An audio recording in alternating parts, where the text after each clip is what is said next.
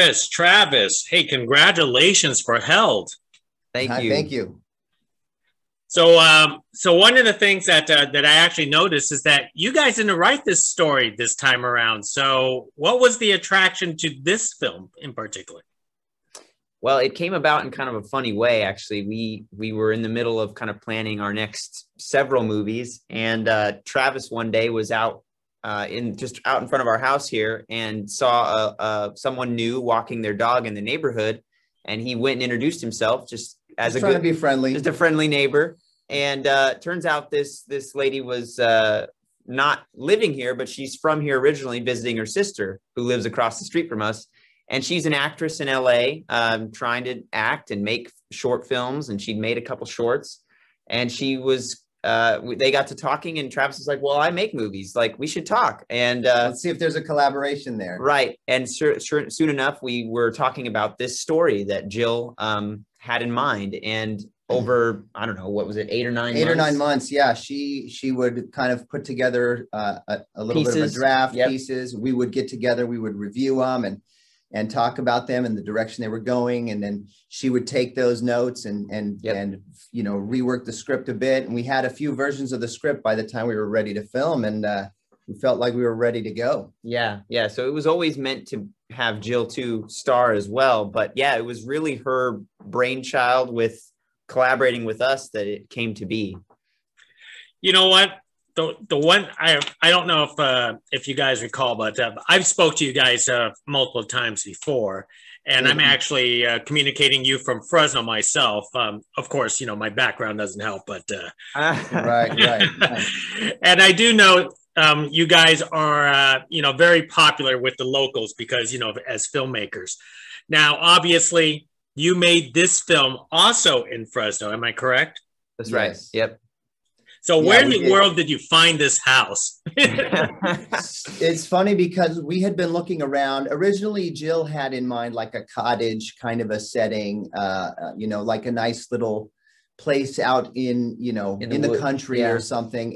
But we didn't want to get too close to a lot of the tropes out there, like Cabin in the Woods and these, we wanted to do something a little different. And we actually love the idea of something a little bit sci-fi, a little bit ex machina, Yeah. We call it futuristic vintage. Yeah. The movie has a futuristic vintage vibe to it. Right. So. And so we actually were touring a bunch of really cool places around Fresno with a real estate guy. His name's Nader Assemi. I don't know if you know the Assemis, but yeah, I do know the Assemis. Yeah, he's big into real estate. He knows a lot of Fresno, and they're big fans of Fresno. So helping us is just another thing that's fun for the community. So, but we saw several places with him that were cool. And none of them were just right, though. And eventually Nader was just like, hey, guys, I could take one for the team. Why don't you come check out my place? And so it was perfect. It was perfect. It was really perfect. It had such a cool vibe. And we had to do a little tailoring for a few of the things in the script, but it worked out really well. He got the house all like nice and fixed up and just perfect. And then he moved his family out for a month. Yeah.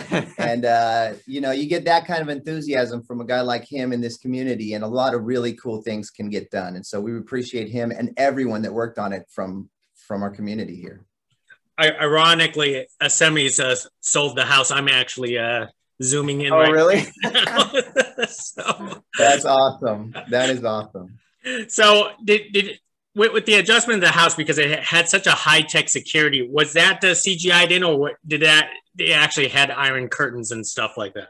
It's a mix of both. Mix of both, yeah. We actually did build, I remember building the iron curtain with a couple of friends. We actually ordered like some roll-up doors, and we built posts, and we shoved them right up in there underneath the glass in a couple of sections and did some things like that. But in the house, Nader actually already did have the curtains that would come down automatically inside, which was great because once those came down, we never had to see the metal doors outside ever again. Yes. Which was good because those things were huge and heavy. Travis jacked up his hand working on that thing. I cut my thumb open pretty good. Yeah. So we just got that one wraparound shot of everything closing down, and then we just never saw him again. Yeah. Now, you guys are mostly known for your supernatural films, but this is much more different because this is much more, sort of like like a slasher, not a slasher, but a thriller per se. Yeah. Thriller, yeah. So, so how did you guys make that adjustment, and did you enjoy this subgenre? We did. It was a lot of fun. I don't think the transition for us was hard at all. I think it's just we really.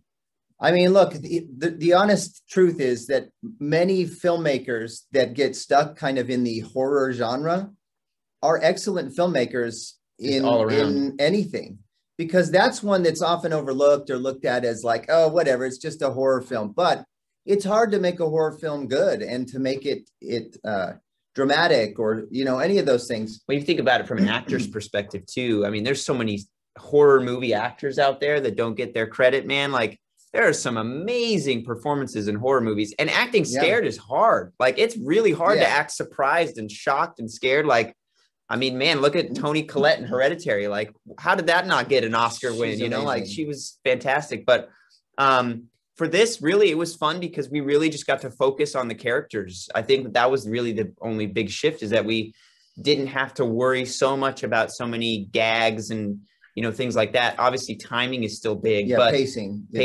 but it was really nice to be able to just focus on the characters a lot in this one. Yeah, we love getting good performances, and we feel like the performances we got were great. So we're excited about it.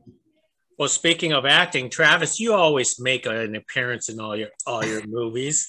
Talk about that. Why do you like to be sometimes in front of the camera too? Look, I love acting. It's so much fun. I get a blast out of doing it. I hope to do more of it. But it's usually for the sake of, oh, well, rather than hire an actor, because we don't really have the funds for it, or rather than hire someone to do this stunt or that stunt or whatever, if I fit the build or the type, then I'll just do it. It's from the producer's mindset for sure. Yeah, it's like, you know what? We don't got the money for this. I can do that. Let's just not have to worry about casting and finding someone and then housing them and then, you know, or whatever. But I will say, though, that Travis has he's got a great knack for not just acting, but like timing and just like, there's a lot of weird things that happen on a movie set in terms of like, you know, that this has to happen at this exact right time and this exact right way to work on camera. And Travis has a good sense of all those strange, minute things. Yeah, there's nuance to certain things. So rather than trying to explain to another person how to do this and get the timing right or whatever, I usually pick up the slack on a lot of those types of roles that will require those, like, just sensing when to move or when to do stuff. I mean, you know, a lot of times it's behind some kind of a facade or some kind of a mask or something, but it was fun to participate in this one the way that I was able to, without mentioning how I was able to. Yes. Of course. When is it going to be your turn, Chris? Well, I'm in everything, but I'm just there in like the blink of an eye. I'm in held, but you can barely see me. You have to look really close. I'm not in the main body of the film. I'm like in a film within the film, if that's the sense. Last two movies that we've directed. Yeah, actually. Same Gallows thing with 2. Gallows 2. I'm in the Thalen movie or whatever. The movie within the movie. Yeah. the prince boy that gets thrown into the fire pit. I'm just fine with that. I'm fine doing just the little sneaky cameos that are really hard to see. You'll see in the IMDb trivia, you'll see all the little bits and places where we do have one other hidden guy that's in everything. And he's always drinking a soda in everything that we do. And his credit is always soda drinking, fill in the blank, whatever. So it's kind of like a Where's Waldo, but for all of our movies. It's pretty fun. Is he a local Fresno guy too? Yeah. Yeah. Yeah. He works at the surgery center here or something in Fresno, but he's just a good friend who's like, I always wanted to be drinking a soda in a movie. So if you ever have a role like that for me, so we just put him into anything that we're doing as a soda drinking man. That's great. Terrific. Well, let me leave with one more thought because I understand Jill was terrific and she wrote the film and so on. But where did you actually find Bart for this role? Well, that's great. We actually went to Sundance Film Festival for the first time in 2019, and we met Bart there. We actually already knew his brother Brad. And we randomly ran into Brad on Main Street at Sundance.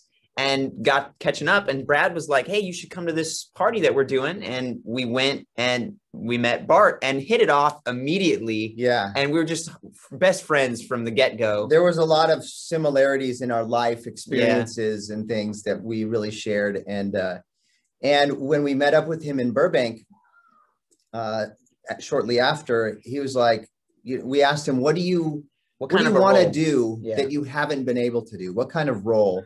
And he's like, he always gets the coach, like from High School Musical, or the loving boyfriend or husband, or the wise dad or coach and everything.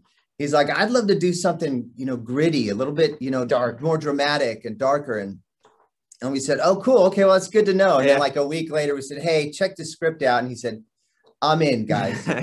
So he came up and really enjoyed his time here in Fresno with us. And we're actually planning another movie with him. Movies. He's writing one. He's co-writing one right now with another great writer. And we're excited to film those. So. Excellent, gentlemen. Well, hey, congratulations for Held. Give me a call. I could be the guy giving the soda to your other guy. There you go. Yeah. And I'd say since the Fresno connection, just anyone that wants to participate, become an insider at tremendum.com or follow us on our social medias. We're always putting stuff out. We got some stuff coming up in May where we're going to need a lot of extras. If people want to participate, we could use the help. So that's great. Terrific. Well, I miss bumping into you guys, when the pandemic didn't happen. So hopefully we'll get to see each other again. Hopefully soon. Yeah. Thanks. Thank you. Next time, gentlemen.